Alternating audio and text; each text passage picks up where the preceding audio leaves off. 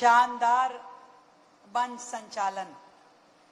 चाहूंगी एक बार मंच संचालन कर रहे हमारे भाई के लिए जरा जोरदार तालियां बजाई जाए।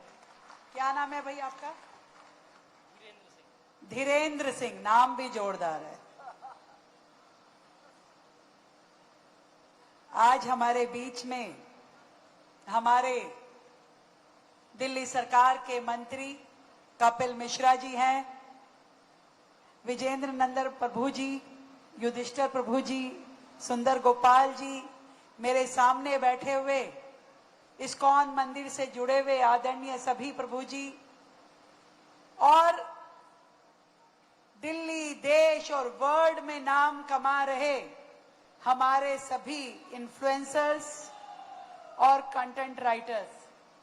बड़ी जोरदार नारा लगा भाई, क्या बोले आप लोग? हरि बोल। Yes, very nice. Vivek Bindra ji यहाँ हैं। रौनक मुझे दिख रहा है, रौनक की रौनक दूर से नजर आ रही है। रिचा भी थी, दिखी कहीं मुझे, अभी कहाँ है पता नहीं। कहाँ हूँ? यहाँ हूँ। अच्छा, आप उधर खाना पीना चली गई हैं। मुझे नहीं मालूम था कि इस्कॉन की इतनी बड़ी वर्कफोर्स है जो अलग अलग फ्रंट्स पे लड़ाई लड़ रही है। मैं अक्सर एक बात मानती हूं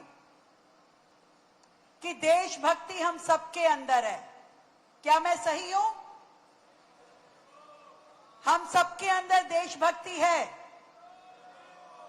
देश के लिए प्यार है, मातृभूमि के लिए दुलार है, कुछ करना चाहते हैं, जंग लड़ना चाहते हैं। जब देश में पहलगांव जैसी दुर्घटनाएं होती हैं, तब जरूर आपके मन में आता होगा कि मुझे मौका मिलता तो मैं सरहद पे जाता, मुझे मौका मिलता तो मैं बंदूक उठाती, मुझे मौका मिलता तो मैं दुश्मन पे गोली चलाता, और मुझे मौका मिलता तो मैं अपने सीने पे गोली खाती। मन करता है कि नहीं करता है? करता है। दिल करता है कि इस देश की जंग कभी लड़ने का मौका हमें भी मिले। पर मैं आप सबको बताना चाहती हूं, ये मौका देश के लिए मरने का, देश के लिए बंदूक उठाने का, दुश्मन पे गोली मारने का या सीने पे गोली खाने का एक भी मौका आपको, मुझे, हम सबको, किसी को मिलने वाला नहीं है। यानी कि देश के लिए मरने का एक भी मौका हमें कभी नहीं मिलेगा। तो हम क्या करें? है हमारे पास देश के लिए मरने का मौका नहीं है, पर देश के लिए जीने का मौका हर रोज, हर पल, हर क्षण हमारे पास है। तो देश के लिए जीना शुरू करना पड़ेगा, जो आप लोग कर रहे हैं। हर लड़ाई बॉर्डर पे जाके फ्रंट पे खड़े होकर के नहीं लड़ी जाती। कुछ लड़ाइयां समाज के बीच में बुराइयों से घिर करके भी लड़ाई लड़नी पड़ती है। मैं आपके सामने रखती हूं, जब किसी पॉलिटिकल रैली में देश के प्रधानमंत्री की मां को गाली दी जाए, स्वर्गीय मां को गाली दी जाए, तो क्या हमारे रोंगटे खड़े नहीं होने चाहिए? क्या हमें उसे जवाब नहीं देना चाहिए? क्या राजनीति स्तर तक गिर गई है कि अपने इंटरेस्ट के लिए, अपने फायदे के लिए हम किसी की स्वर्गीय मां को भी गाली दे दें? तब क्या हमें आवाज नहीं उठानी चाहिए? आज हम सभी प्रभु कृष्ण के भक्त हैं। वो कृष्णा जो 16 कलाओं से परिपूर्ण थे, मुस्कुराते हुए भी जंग लड़ सकते थे, और जब कर्म और धर्म की बात कहते थे तो अर्जुन को भी खड़े होना पड़ता था। आज हम उसके शिष्य हैं, उनके दिखाए हुए रास्ते पे चलते हैं, हरि बोल बोलते हैं, तो मैं आपसे पूछना चाहती हूं, समाज में जब कोई बुराई नजर आए, कहीं कुछ गलत होता हुआ दिखाई दे, तो किसकी जिम्मेदारी है कुछ बोलने की? जब हम विदेशों में देखते हैं कि क्या शानदार सड़कें हैं, कितनी साफ सुथरा है, कितना हरा भरा है, तो हम अपने ही देश को गाली देने लगते हैं। पर क्या हमने कभी सोचा कि कसूर है किसका? जब हम विदेश में होते हैं तो हम छोटा सा रैपर भी वापस पर्स में रख लेते हैं, जमीन में से उठा लेते हैं। पर जब भारत में आते हैं तो हम कहते हैं मुझे जीने की आजादी है, मुझे बोलने की आजादी है, मुझे कूड़ा फेंकने की आजादी है, मेरी मर्जी, मैं कुछ भी करूं। है ना गाना, मेरी मर्जी। भारत में आके हमें अधिकार मिल जाते हैं, विदेश में जाके हमें लगता है सब कितना अच्छा है। किसकी जिम्मेदारी है भाई? हमारी है कि नहीं है? आज देश के लिए योद्धा बनने का टाइम है। वो वीर, वो शहीद जो देश के लिए मर मिटे, देश को आजाद करवा गए, ऐसे लाखों करोड़ों लोग, वो युवा जो छोटी सी उम्र में फांसी चढ़ गए, भगत सिंह, राजगुरु, सुखदेव जैसे, सुभाष चंद्र बोस जैसे, खुदीराम बोस जैसे हमारे स्वतंत्रता सेनानी, और आज हम क्या करें? ये प्रश्न हमारे दिल में आता है तो हमें रास्ता भी समझ में आना चाहिए। लड़ना होगा देश के लिए। इस जन्म भूमि पे, इस कर्म भूमि पे होने का, अपने अस्तित्व का प्रमाण तो देना ही होगा। ये लड़ाई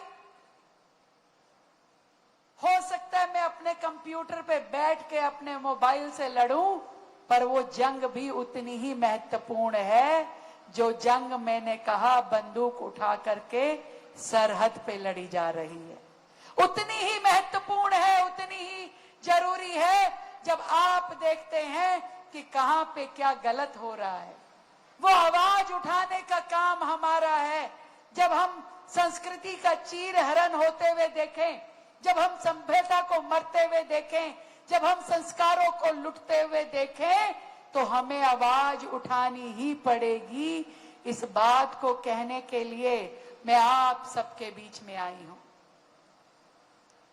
साथियों, मैं दिल्ली की मुख्यमंत्री आज जरूर हूं, पर जब मैंने अपनी शुरुआत करी तो मुझे नहीं मालूम था कि मुझे कहां जाना है, क्या बनना है, या ईश्वर ने मेरे लिए क्या काम लिख रखा है, मुझे नहीं मालूम था। कदम दर कदम चलते हुए मैंने सिर्फ अपने लिए एक ही चीज तय की कि जो मुझे सही लगता था कि ये मेरा कर्म होना चाहिए, मुझे करना ही है, मैंने उसे करना शुरू किया और ईश्वर ने साथ दिया। रास्ता बनता गया और धीरे धीरे न जाने मैं कब यहां इस मंच पे आपके सबके सामने बीच में आके खड़ी हुई। मुझे अच्छा लगता है कि आज मेरे पास इतनी शक्ति है कि मैं सही को सही कह सकूं और गलत को सही करने के लिए प्रयास कर सकूं। आज दिल्ली को, देश को, इस समाज को अपनी काम के द्वारा जो भी मैं अंशदान दे सकती हूं उसे दे सकूं, उसे काम कर सकूं। मैं समझती हूं कि हम सभी लोग यदि थोड़ा थोड़ा काम भी अपने देश के नाम करना शुरू करेंगे तो ये समाज रोजाना हमें बदलता हुआ दिखाई देगा। जब मुझे याद है कपिल जी, एक कार्यक्रम चल रहा था, उसमें अनुपम खेर जी थे और कुछ डेलीगेट्स बैठे थे। शायद उन्होंने देश के बारे में कुछ गलत कहा और अनुपम खेर जी तुरंत खड़े हुए, उन्होंने माइक पर उस पूरे विषय पे उन्हें इतना लताड़ा और कहा कि ये ऐसे मैं सुन नहीं सकता। आपको भी शायद कुछ याद आया होगा। मैं हिम्मत मानती हूं उस व्यक्ति की कि उन्होंने भरे मंच से देन एंड देयर गलत को गलत कहने की ताकत रखी। वही ताकत हम सब में होनी चाहिए। कोई भी हो, कितना भी बड़ा हो, हमें इतना ताकत, इतनी साहस होना चाहिए कि यदि नहीं स्वीकारते तो हम कह सके नो, ये नहीं चलेगा। मुझे खुशी है कि आज इस्कॉन के इस प्लेटफॉर्म पे आप सभी युवा जुड़े। ये साथी, ये ब्रिगेड दिन प्रतिदिन बढ़नी चाहिए, क्योंकि देश को अब हमारी जरूरत है। कोई भी व्यक्ति आकर के हमारे देश की ओर उंगली उठाए और हम सुन जाएं, ऐसा हो नहीं सकता। जवाब देने का मौका आ गया। आजादी को 100 साल होने वाले हैं। 2047 की ओर हम जा रहे हैं। यदि आज हमने अपने देश को नहीं संभाला तो हम आने वाली पीढ़ियों को जवाब नहीं दे पाएंगे। बधाई देती हूं आपको, जो आपने अपना कर्तव्य समझ के देश को, समाज को, संस्कृति को, सभ्यता को, संस्कारों को बचा करके रखा है। और इतना ही कहना चाहूंगी कि भरा नहीं जो भावों से, बहती जिसमें रसधार नहीं, हृदय नहीं वो पत्थर है जिसमें स्वदेश का, तो स्वदेश का प्यार होना जरूरी है और ईश्वर के प्रति आभार होना जरूरी है। बहुत बहुत बधाई। जय श्री राम। बहुत बहुत आभार मैम। एक बार मैं पूरे सदन से चाहूंगा कि आप सारे लोग खड़े होकर जोरदार तालियों के बीच मैम का धन्यवाद ज्ञापित करें। हम सबका मार्गदर्शन दिया मैम ने। अब मैं मंच पर आमंत्रित करना चाहूंगा वोट ऑफ थैंक्स के लिए